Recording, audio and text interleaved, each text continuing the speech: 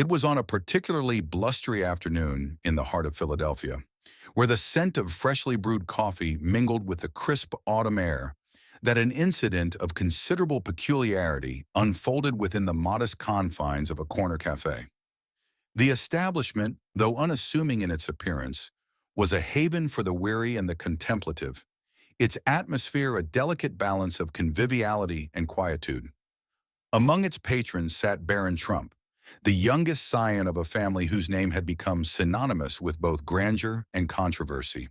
Clad in a plain hoodie and jeans, he sought refuge in the pages of a thick volume, his presence as unobtrusive as one could hope for a young man of his station, yet as fate would have it, anonymity was not to be his companion that day. The tranquility of the cafe was abruptly shattered by the arrival of a man whose countenance bore the unmistakable marks of hardship and indignation. His entrance was neither graceful nor discreet. Rather, it was accompanied by a storm of words that seemed to gather like dark clouds over the room. "You think you're better than the rest of us?" he bellowed, his voice a thunderclap that silenced the gentle hum of conversation. All eyes turned toward him, and then, inevitably, toward Barron, who looked up from his book with an expression of mild surprise. The man, whose name remained unknown to the assembled company, was of middling age, his features etched with the lines of a life lived in struggle.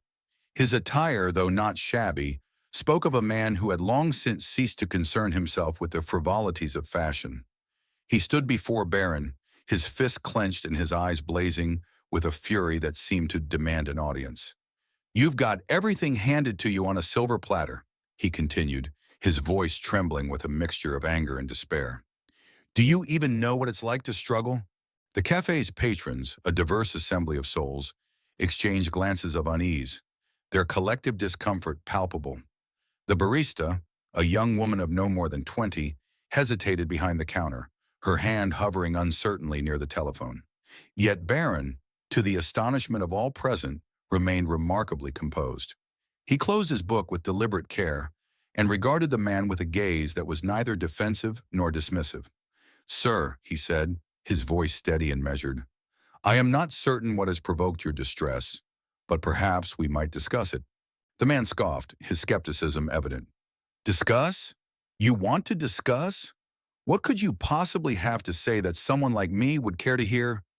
The room seemed to hold its breath, the tension thickening with each passing moment. Yet Barron, undeterred, gestured to the empty chair across from him. "Please," he said simply, "sit." The man hesitated, his anger momentarily checked by the unexpected civility of the invitation. Yet pride, or perhaps the weight of his grievances, compelled him to accept. He dragged the chair noisily across the floor and sat down, his posture defensive, his arms crossed tightly over his chest. "Fine," he muttered. "You want to hear about the real world? I'll tell you." And so he began to speak, his voice a mixture of bitterness and sorrow. He spoke of a life once filled with promise, now reduced to ashes by the caprices of fate. He spoke of a factory that had closed its doors without warning, leaving him and countless others adrift in a sea of uncertainty. He spoke of a wife who had left him, taking their children with her, and of the crushing weight of failure that had settled upon his shoulders. "Do you know what it feels like?" he asked, his voice breaking. "To walk into a room and know that everyone is looking at you, judging you, thinking you're nothing? That's my life now. Every single day." Barron listened in silence, his expression one of quiet empathy. When the man had finished, he leaned forward, his elbows resting on the table. "I cannot claim to know what it is to walk in your shoes," he said softly, "but I do know what it is to feel judged, to feel as though people have already decided who you are before you have had the opportunity to speak for yourself." The man looked up sharply, his skepticism returning.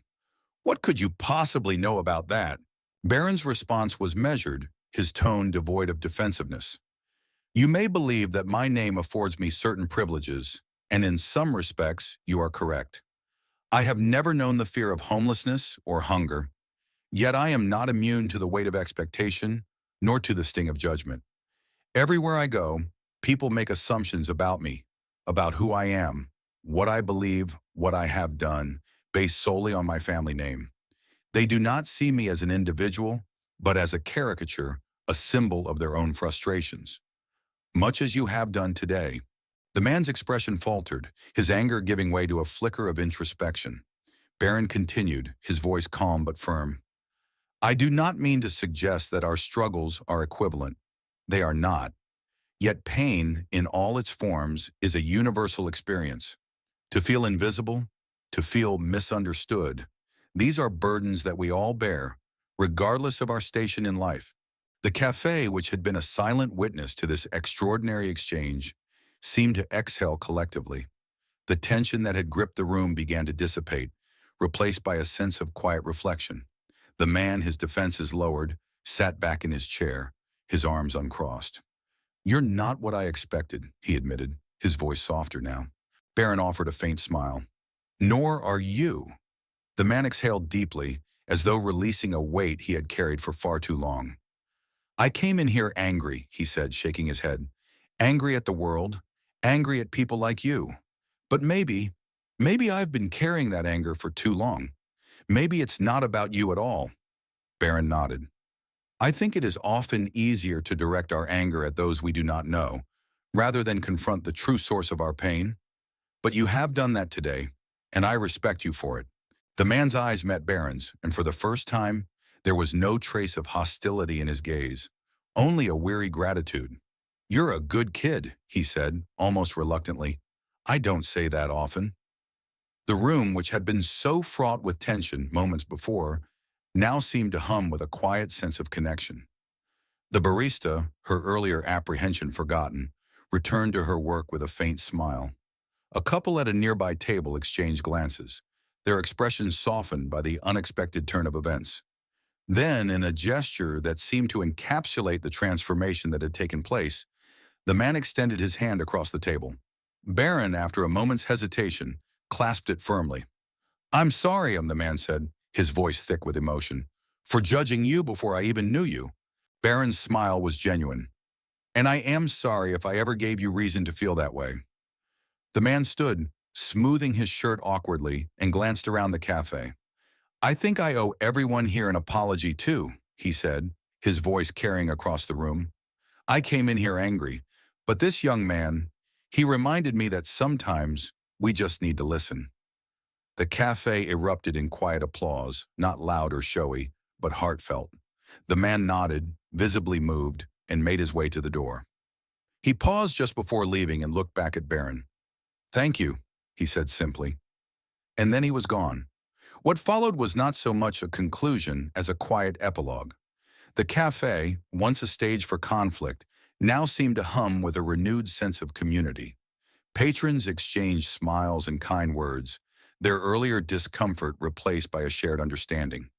Barron, having returned to his book, was approached by an elderly woman with kind eyes and a warm smile. "Young man," she said softly, "what you did back there was remarkable. You reminded us all that sometimes kindness is all it takes to turn things around." Barron nodded, his expression humble. "Thank you, ma'am. I believe we all just want to be heard." As he left the cafe, the day seemed brighter, not only for him but for all who had borne witness to the encounter. The man's anger, Barron's empathy, and the simple act of listening had created a ripple effect of understanding and compassion. It was a reminder, as subtle as it was profound, that even in a world often divided by difference, there remains the possibility of connection. And so, dear reader, let this tale serve as a gentle admonition that in our judgments we may often err, but in our kindness we may yet find redemption. For is it not true that the smallest gestures, born of empathy and understanding, have the power to transform not only our own lives but the lives of those around us? Let us, then, endeavor to listen more and judge less, for in doing so, we may yet discover that we are not so different after all.